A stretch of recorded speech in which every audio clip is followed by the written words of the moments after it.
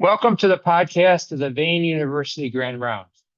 So I'm Tom Wakefield, Emeritus Professor of Vascular Surgery from the University of Michigan. I first wish to thank Lowell Kavnick and Victor Canada for asking me to host today. Our topic today involves obesity and superficial venous treatment, an important and perhaps controversial area. Our speaker is a thought leader in venous disease diagnosis and treatment, Dr. Andrea Obi. Dr. Obi is Associate Professor of Surgery at the University of Michigan, and she's an expert on anticoagulants, venous thrombogenesis, treatment of chronic venous insufficiency, among other things, and she is a true surgical scientist. She holds leadership roles in many organizations, including the American Venous Forum.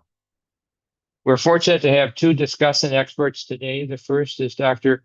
Kursat Bozkurt from Turkey. Dr. Bozkurt was the president of the Turkish Society for Vascular Surgery, the Asian Society for Vascular Surgery, the Turkish Society of Cardiovascular Surgery, and was the chairman of the 2022 IUP meeting in Istanbul. He's a frequent contributor to the VEITH meeting in New York every November. The second discussant is Dr. Rashad Bishara. Dr. Bishara is president of the Egypt and Africa Vein and Lymph Association, a member of the Board of Vascular Surgery of Egypt, director of the Diabetic Foot Center, DFC, in Egypt, and was critical in establishing vascular surgery as an independent specialty in Egypt. And he is one of the newest directors of the American Venous Forum. So with that introduction, I will ask Dr. Obi to give her presentation. Andrea, go ahead. Yeah. Well, thank you for having me today. That was a lovely introduction, and this is a topic area where I'm not sure what the right answer is. So my plan is just over the next 10 minutes to walk through some of the data that exists and then open the floor to discussion. So just before we start, although the term morbid obesity is commonly used in the clinic, the new term that should be used, and it has sort of been standardized, is class 3 obesity or severe obesity, which is defined as a BMI of 40 or greater, highlighted here in the red. And so these are the patients that we are going to be talking about today, these patients that fall into the category of having a BMI of 40 or greater. And I thought what I would do is open with a case, so maybe we can discuss this case after the presentation if people are willing. So this is just a case that came into my clinic of a 60-year-old high-low driver, so spent his time sort of working in a warehouse, driving, but also lifting boxes. He came in with a 9-month history of wounds on his shin. At least one of these was traumatic from his job, and you can sort of see one that hasn't totally epithelialized over here. He had a BMI of 42, so fell into that category of class 3 or morbid obesity, and he was not wearing compression. He underwent our normal workup, which involved a reflux study. He had no deep reflux, but did have axial GSV reflux. Right down underneath, you can imagine the GSV sort of running very close to some of those shin wounds.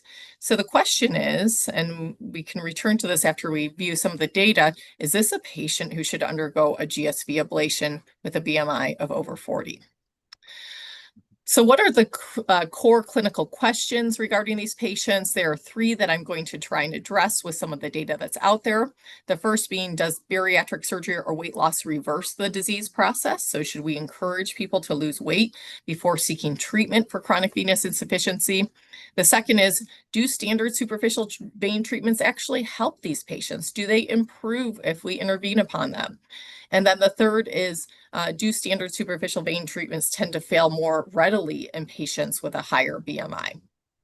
So there's just, what I'm going to present is just a sampling of the literature. There is some more data out here, but this was sort of the best that I could find for this presentation. So let's talk a little bit about the impact of bariatric surgery on venous disease. This was a prospective longitudinal study, very small, only 19 patients were enrolled, but this was a very selected group of patients. These were all patients who had severe obesity and were undergoing bariatric surgery. And at the time they were seen in the bariatric surgery clinic were identified as having clinical evidence of venous disease, so had both conditions.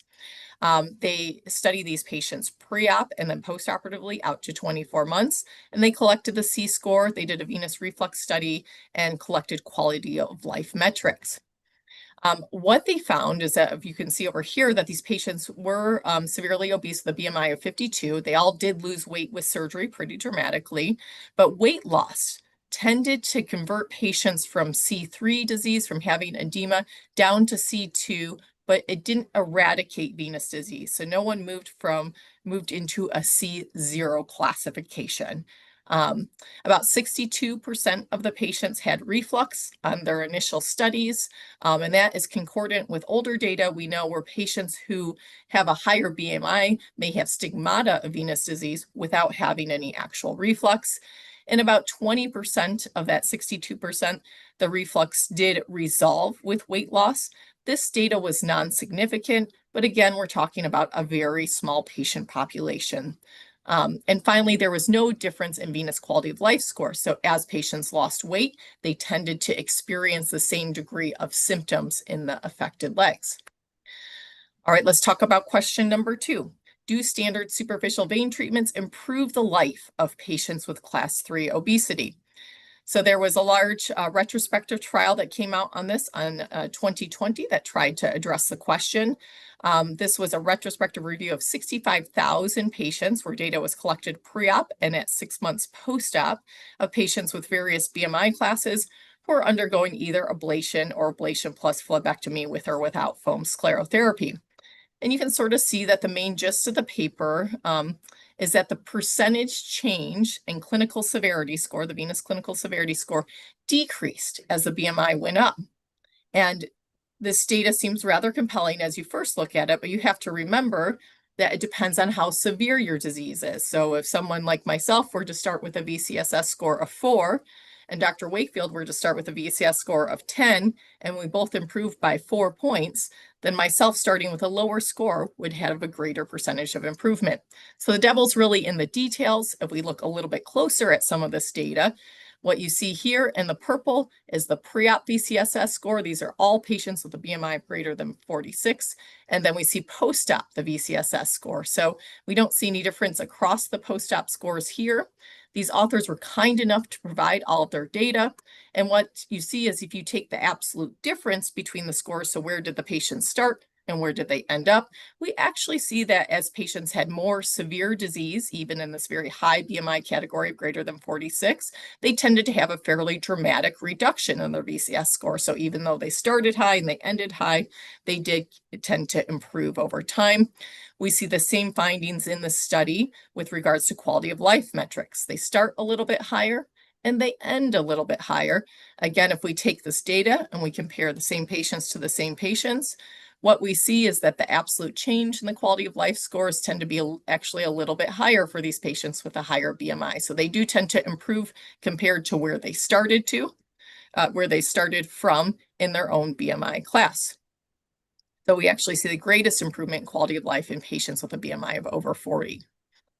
They never quite get down, though, to the quality of life scores of those with a BMI in their 20s or 30s.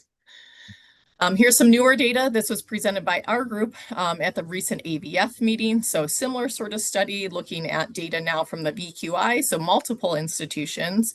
And these patients all underwent some sort of ablation, plus or minus phlebectomy, and had a preoperative C-score of greater than 2.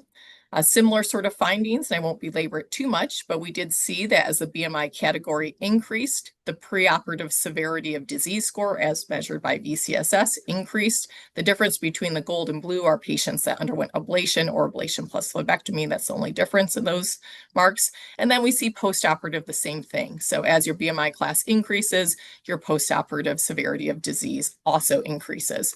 However, once again, if we look at the absolute change in the score, we see a relatively flat line. So regardless of whether you have a BMI of 25 or a BMI of 45, you tend to drop by about 5 points in that severity of disease score. So everyone seems to benefit to the same degree relative to where they started. We see the same thing with quality of life scores. So this is the total symptom score as reported by the patient, measured by those hasty metrics. And we see that the symptoms are maybe slightly greater as BMI increases, both in the preoperative setting and in the postoperative setting, but the absolute change tends to stay the same across BMI class. So the way to sort of describe this to the patients is percentage chance of improvement. So everyone wants to know, how likely is this procedure to help me feel better or to decrease my severity of disease? And that's what you see represented on this slide. So for instance, for patients undergoing ablation plus phlebectomy, if you were to offer this procedure to a patient with a BMI of 45 or 50, you could tell them there's about a 93% chance that you're going to see some improvement in your VCSS score and in your symptom score. You might see a 94 or 95% chance of improvement if your BMI is closer to 25 or 30, but that difference is only different by about a couple percentage points. So let's talk really quickly before we finish up about question 3. Do standard superficial vein treatments tend to fail more readily in patients with class 3 obesity? So there is some limited data out there on this. I'll highlight 2 different studies. The one on the left is from a perforator treatment study. So this is about 300 patients undergoing perforator ablation with either thermal therapy or foam sclerotherapy. What you see here is that the closure rate for patients with a BMI of less than 50 is about 66% and only 37% in patients with a BMI of greater than 50. That sort of goes along with what we know. Patients who have a higher BMI will have a higher amount of venous hypertension, whether or not they have venous reflux. And then this is the study on the right is about 200 patients undergoing MOCA ablation, so very specific ablation technique of the GSV or SSV. And what we see is patients that fall into a higher BMI category over a period of about 200 years tend to have lower occlusion rates, hovering around sort of the high 60% compared to those patients who are not obese, around the 90%. So perhaps weight does affect recanalization or occlusion rates. So in summary, from the data I've shown here, I think we can say that reduction in weight primarily leads to reduction in edema. And if our patients lose weight, we can tell them to expect that, but it doesn't necessarily change reflux. The data is a little bit mixed or not determined there, or reduce their symptom burden. Secondly, superficial vein treatments do reduce the preoperative VCSS and quality of life scores, even in patients who have class 3 or morbid obesity, and recanalization rates might be elevated in patients with higher BMI, and perhaps that's something we should warn our patients about. And that's all I have. Thank you. We can open it up to discussion. That's great. Thank you. Thank you, Dr. Obi. So let's first hear from our 2 discussants. So Professor Bozkurt, can you give us your thoughts about what Dr. Obi has presented and how you would approach this patient? Andrea, first of all, I would like to thank you for this fantastic presentation.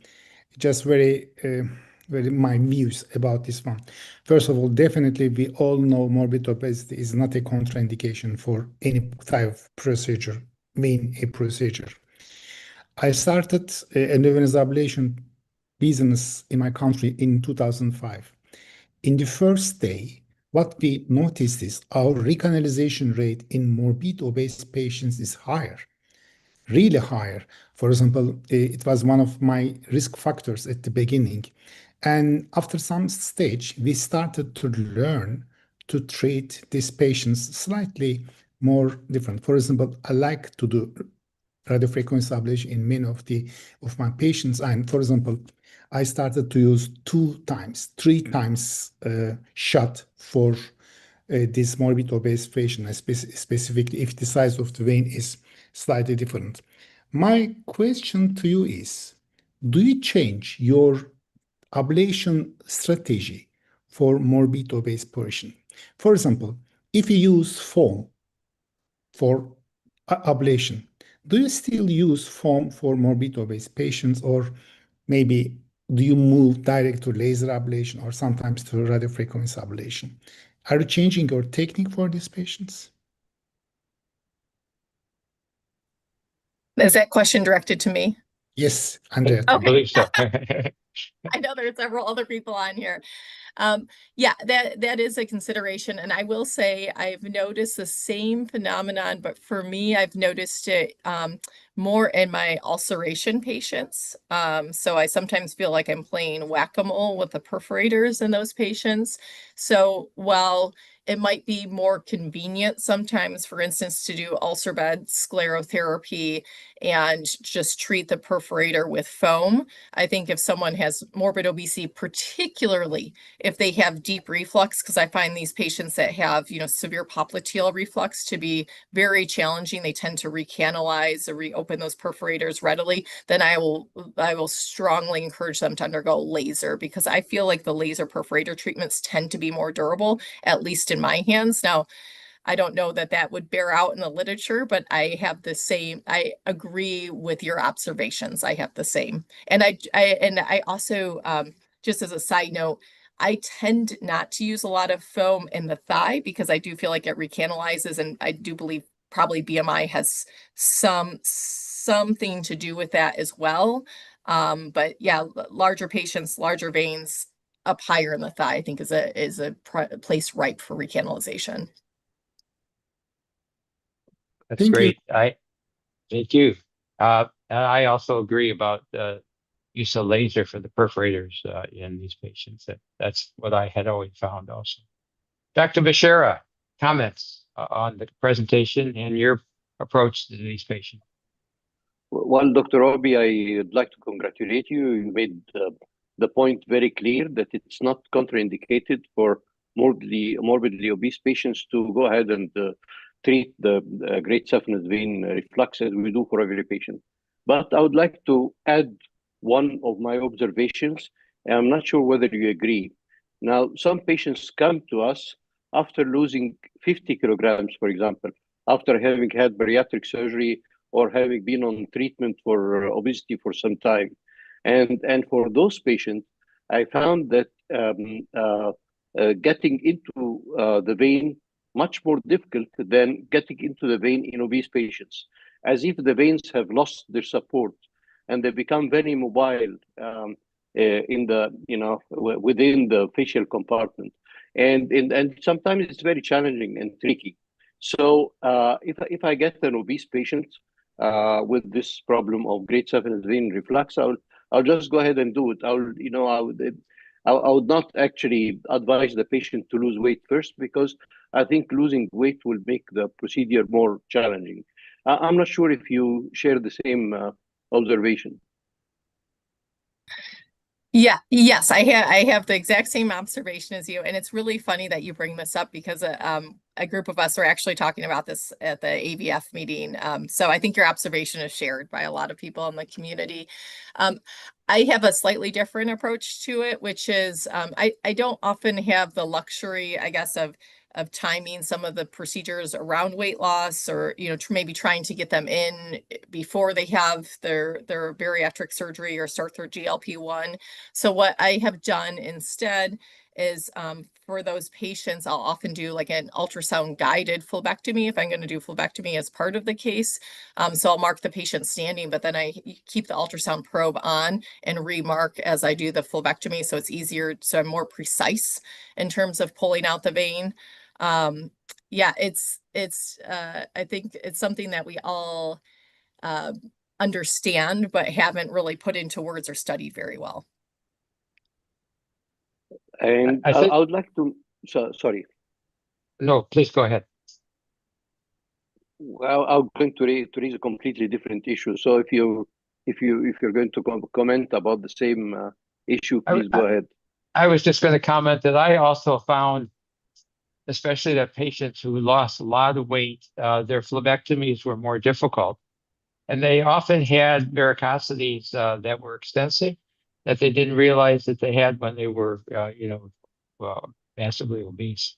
And so I had a number of people in my practice that I would end up doing very extensive phlebectomies along with ablations after they had lost weight or had bariatric surgery. So, and Dr. Hingorani had a question sort of about related to that. He says, as a side issue, does your data, Dr. Obi, suggest better results with concomitant treatment of tributaries in the a massively obese patient? Yes, it does. So, but I didn't want to emphasize that to detract from the from the main message, but I think that goes along with a lot of the other, data out there that concomitant treatment leads to better VCSS and patient-reported outcomes, at least in that sort of early phase. Now, we don't have the luxury of knowing, 2 years later, do the patients who had ablation alone sort of catch up as there's one RCT that came from England that suggested maybe by the year mark or so that those patients tended to slowly improve, but more slowly. So I think that's still an open question, but definitely early on, much more dramatic improvements. Very good. Okay, Dr. Bishara, you were going to bring up another issue, I think.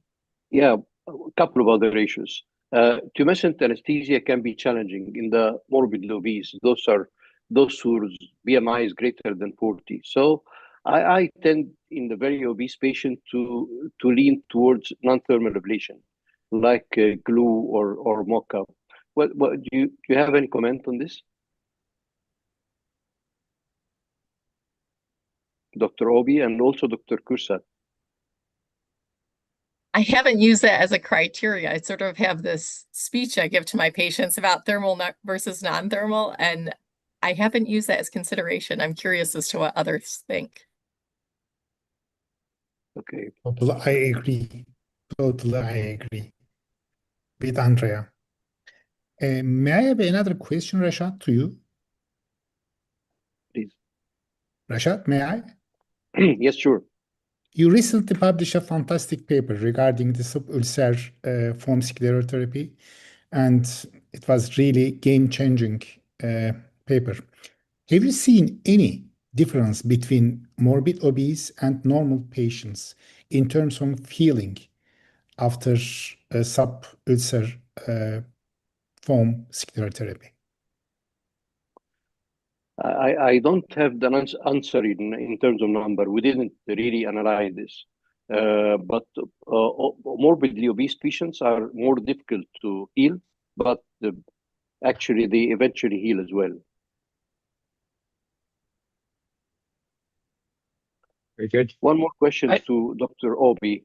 Do you give prophylaxis for VTE for morbidly obese patients? So I give prophylaxis for any patient we do in the that I do in the OR, just as that's sort of as a matter of routine. I don't always give it if I'm treating the patient in the clinic, unless they have a higher Caprini score, and then we have an institutional sort of protocol that was made by Dr. Wakefield. So I don't want to steal from him too much, but if anyone has a Caprini score of 8 or greater, we do tend to send them out with a week of prophylactic dosing Xarelto, just due to the thrombotic risk in those patients. And how long is that, the prophylaxis? 1 week. And we've maintained a very low DVT risk over the years. Now, are we exactly selecting the right patients? I don't know. We looked into doing a study a while back, but because the absolute incidence is low, even though it's high relative to other types of outpatient surgery, it just takes a tremendous number of patients to power a study like that. So I think the best data has come from England, where they have done now a couple of meta-analyses, like conglomerating all of the studies to show there is some benefit, particularly in patients who are undergoing concomitant phlebectomy. And it's not, they haven't drilled down to sort of the patient level, but certainly I think if you have a patient that you're doing ablation, phlebectomy, and they have a high BMI, that's probably the right patient to give some prophylaxis to, just sort of from a common sense perspective. That's great. And I should add that I know Alan Davies is in the process or in the middle of an RCT to try to answer the question about prophylaxis during venous procedures. And he told me in the fall that probably a year to year and a half, and we'll have an RCT with data on that issue. So there's a question here from Dr. Esponda. Andrea, for you, is there a need to do antibiotic prophylaxis in those who have phlebectomy if they're morbidly obese? Oh, yeah. So I actually give antibiotics, and I don't exactly know the right answer, but our because this comes from our institutional policy from our ID group, that they recommend it for phlebectomy, but not for simpler procedures such as ablation. So I do give it for phlebectomy, but I'm curious, I suspect that's very institution dependent. I'm sort of curious as to what everyone else does. May I have one question? Go ahead. Have you ever experienced not cannulation in a obese patients? I have had one patient with 180 kilograms. 180 kilograms patient. I was really suspicious to do cannulation in this patient. But at the end, I did. But honestly speaking, it was really painful. Have you ever experienced such a problem, unsuccessful puncturing of the patient for thermal ablation or for something else because of the obesity, big legs? Yeah, actually, it's so it's so funny. I just had one that I did in clinic. I actually find sometimes these patients are a little bit easier for me to treat in clinic and not have, maybe an anesthesiologist involved in their care, just keep them awake, keep the airway open. But I just had one where I had to I was at the full length of the needle, and it was very difficult actually to image. We had to do a bunch of things with the ultrasound, and we were eventually successful. But I will say that I was sweating profusely. So I share with you, I didn't know if I would be able to get it done. I was so glad that the patient did feel much better at our post-op appointment. So I was grateful for that, sort of questioning it in the moment. Yeah, that's very challenging. I've had one of those also. So, Dr. Obi, can you give us any pearls about compression in the morbidly obese, especially if they have concomitant deep vein insufficiency and you're doing a superficial procedure on them and the postoperative need for compression? Yeah, this is something I feel like I'm still working out, maybe can learn from people here. So I switched my compression strategies from when I was training and doing the cases with you. Obviously, we use Comproland's relatively inelastic wraps. And I felt like I couldn't quite get the compression exactly right every case. I was a little bit inconsistent. So what I switched to is doing eccentric compression, just using basically ABD pads over the ablation tract and over the phlebectomy sites, and then placing their own stocking, and then doing a thigh wrap with like just a regular ACE wrap if the ablation and or phlebectomy is extended beyond that level.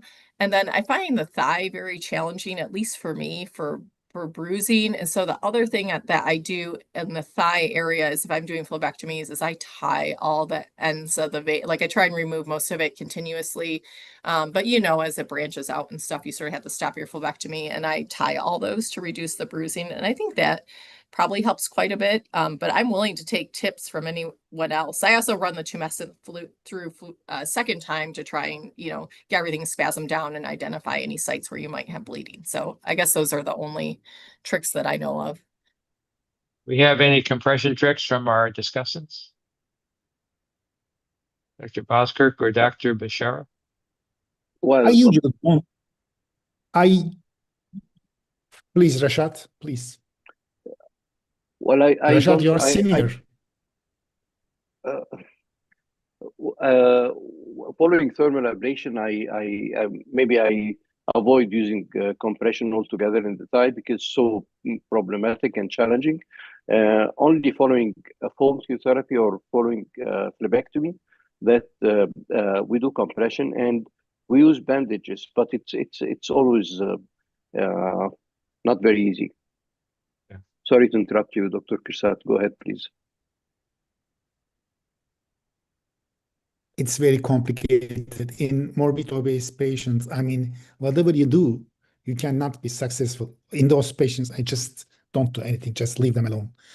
Although I usually don't like to do mini phlebectomy in morbid obese patients, I just do foam for the side branches for those patients. But I mean, it's not very practical to do any kind of compression. It is feasible, but not practical in my mind. Very good. Very good. Well, Yeah. we're at the half hour here, so I wanted to just thank Dr. Obi for really an excellent presentation and presenting the data, and Dr. Bozkurt and Dr. Bishara for wonderful discussion. And we have the slide of the next session coming up in 1 week. If not, that will be added on when this podcast is reviewed. So I want to again thank you, and I wish you a great day. Thank you. Bye-bye. Thank you. Thank you. Thank you. Bye. Thank you all. Thank you.